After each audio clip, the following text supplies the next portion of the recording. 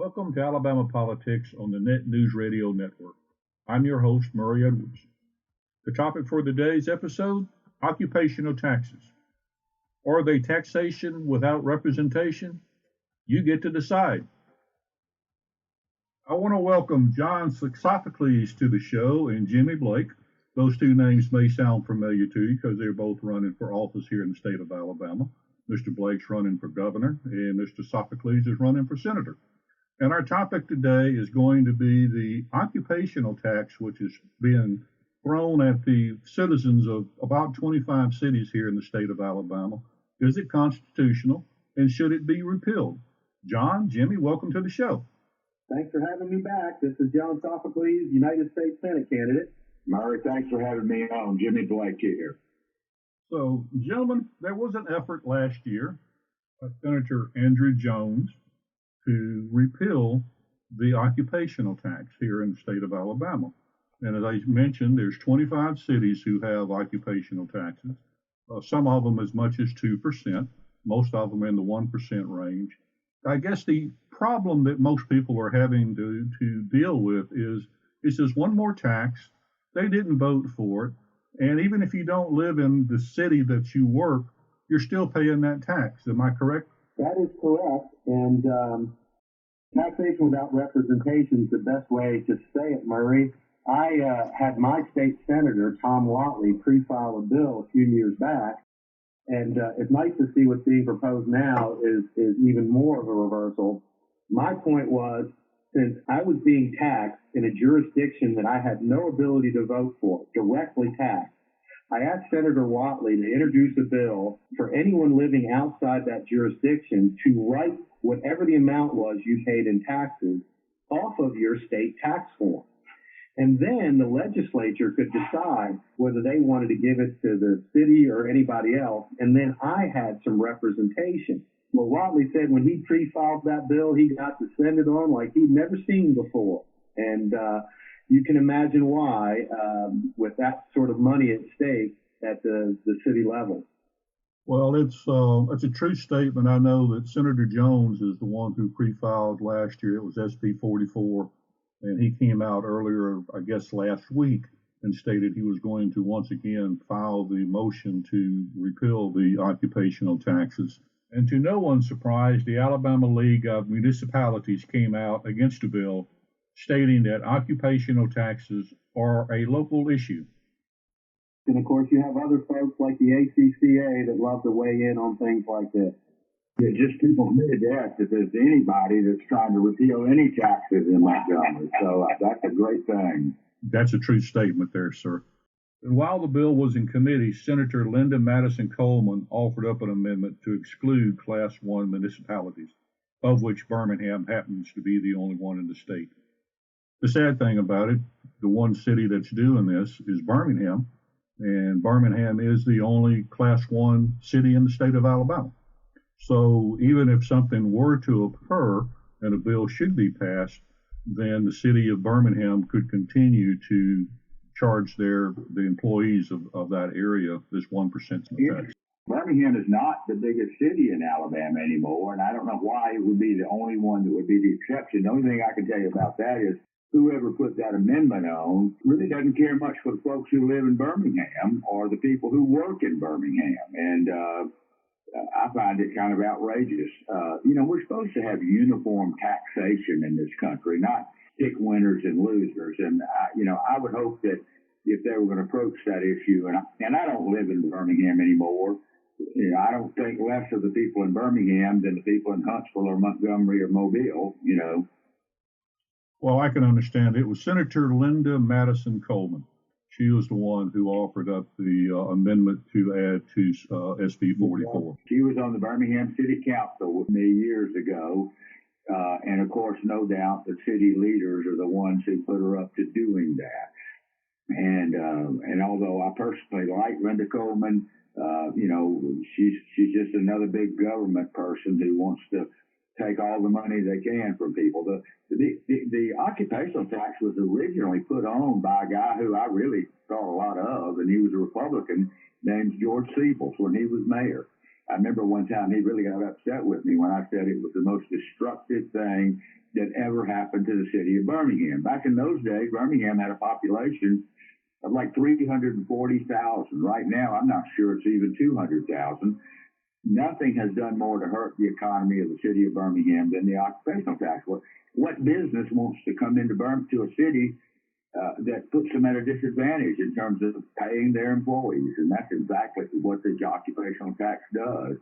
And so I think it's been devastating to those cities. And, I care about the people who live in those cities. I care about the people who work in those cities. And I greatly oppose that kind of direct taxation. The political process is really kind of the politicians against the rest of us, the way it's working out. It does seem that way, but one of the biggest concerns I would have toward this, and it occurred.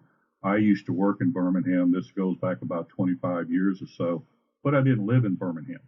I lived in the Moody area, but because I worked for an organization that was based in Birmingham, I was paying that occupational tax, and it didn't seem like it was quite fair for someone to be taking 1 or 2% of my salary and applying it to a city. And I'm like you, Jimmy. I'm to the point where, I care very much about the people who live in that particular city. However, I didn't. And there's a lot of people who don't. There's a lot of people now who don't have decided to live in the suburbs or outside a major city like Montgomery or Huntsville. They don't live in Montgomery. They live in Prattville, or they live in Millbrook, and they travel into it. Now, Montgomery did attempt to put an occupational tax on, I think, last year, but it was pushed back on, and fortunately it was not applied. Part of the problem is when some of these cities annex other areas simply because if they annex that area, bring it into the city, then they can apply those taxes to those people coming into the new jurisdiction. Well, the whole purpose in Birmingham was, a lot of people were moving into the suburbs, and it was to make them have to pay for the amenities in the city. Never mind the fact that they're already doing business in the city. They're already probably buying things in the city in large measure, but they wanted to tax people who didn't live in the city, and that's where the occupational tax from it. That's why it's so patently improper, because it is clearly taxation without representation. Well, how would the cities, if they take $10-12 million worth of revenue out of the city budget, which is what many of these cities are stating, how do you feel like what would the city councils do?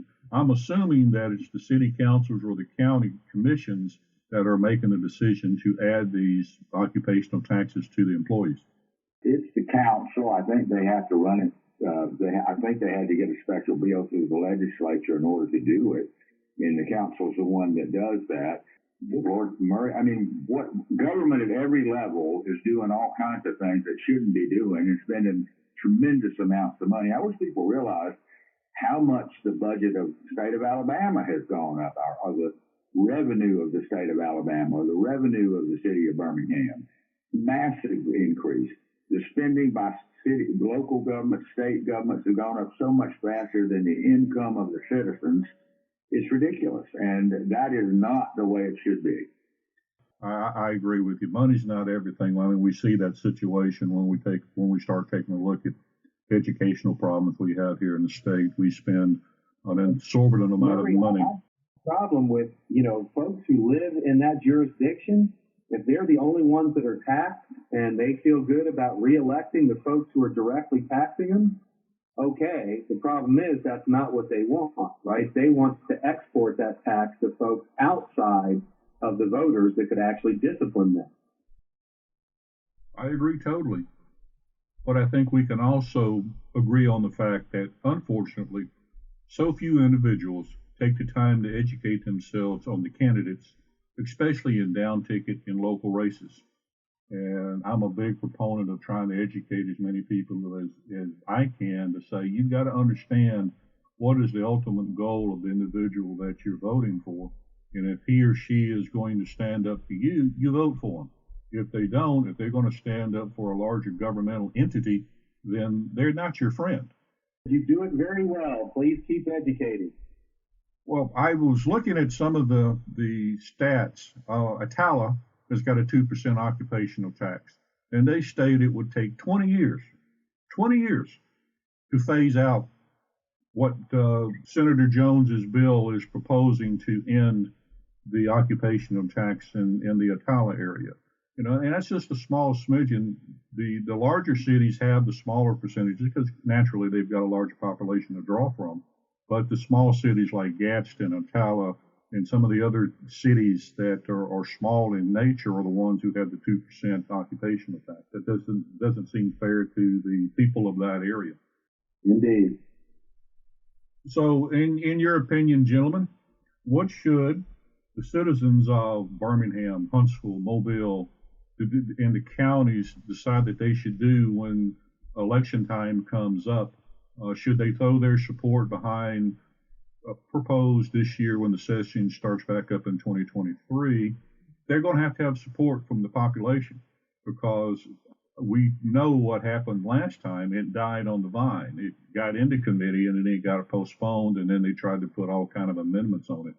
Would you say it's up to the voters to reach out to their legislative individuals that may be supporting them in 2023 to say, we don't want this tax in our area? That's the only possible way to get rid of it is if people do get involved. And it's not just the people of the city, it's the people who work in the city who don't live in the city that need to be engaged in that too. The problem there, of course, is that they don't have the representatives probably are not the same. So it's amazing to me that it's allowed because it clearly is taxation without representation. But there you are. And I think they, in some cases, even did constitutional amendments to put them in place. And that may take a little more undoing. But I salute those people who are pushing that. I hope citizens will get behind them.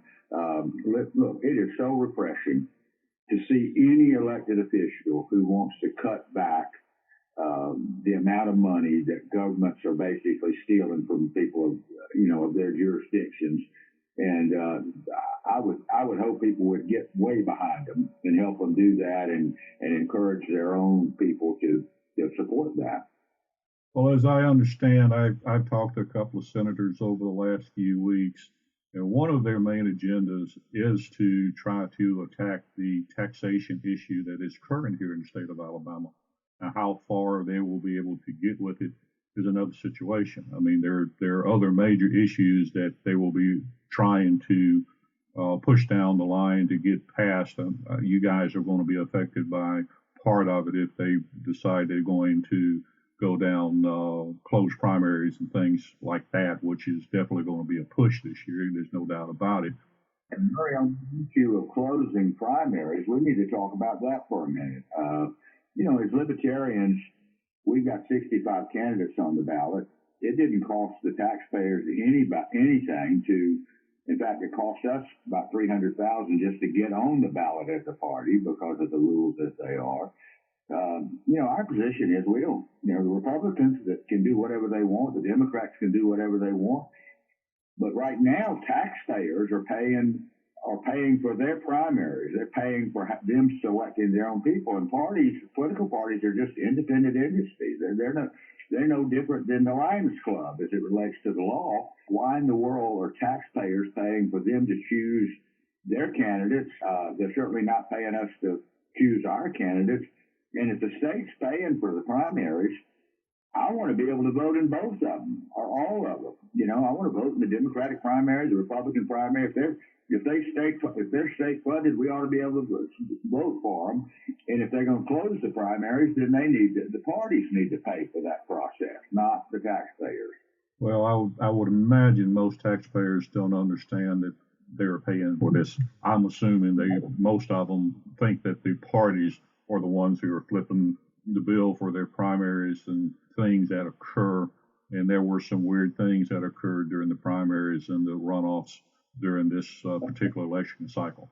But that's a topic for another day. I guess one final word, Murray, if you think it's worthy to include, when you have cities close together like Auburn, Opelika, they tend to like to collude. So, the city, whoever has the meeting first will raise the tax, and then the next meeting following in the other city does exactly the same thing, so that there's no tax competition whatsoever. And a lot of the undertone of what we're addressing is, have taxation with representation and let there be competition. Until we get rid of the collusion, especially from the Democrats and Republicans, it's going to be hard to back out of a lot of it. We see it occurring. I always tell folks that if someone comes from the city council ranks or the county commission ranks, check how did they treat you when they were in that position. If they treated you fairly, if they listened to you, if they showed genuine concern for the issues that you might have that addresses you in that particular metropolitan area as they move up the food chain, then most likely they're going to be okay. The problem is when they don't listen or they don't allow, as we know is occurring in a couple of city councils right now across the state, you can't make comments. You can't do video recordings. They won't answer questions that the citizens of those cities. And now it's even gotten to the point that the state health department has basically said, no more comments on our page, so you can't tell us that we're doing a bad job. And it is just expanding. I attend city council meetings around the area, and there are some awful upset citizens of the two counties and two cities you just mentioned.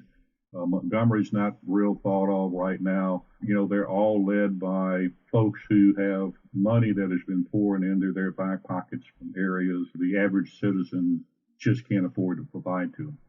Well, thanks again for having me on and having Dr. Blake on, and look forward to our next time. I want to once again thank John Sophocleus and Dr. Jimmy Blake for joining me on this episode of Alabama Politics. So, my friends, what do you think? Are occupational taxes taxation without representation? You decide, especially if you happen to live or work in one of these 25 cities that currently have them. Just remember why we declared our independence from England. It's right there in the Declaration, for imposing taxes without our consent. I would say that's food for thought, wouldn't you? Until next time, stay vigilant, stand strong, stay engaged, and now more than ever, stay focused. This is Murray Edwards with Alabama Politics on the Net News.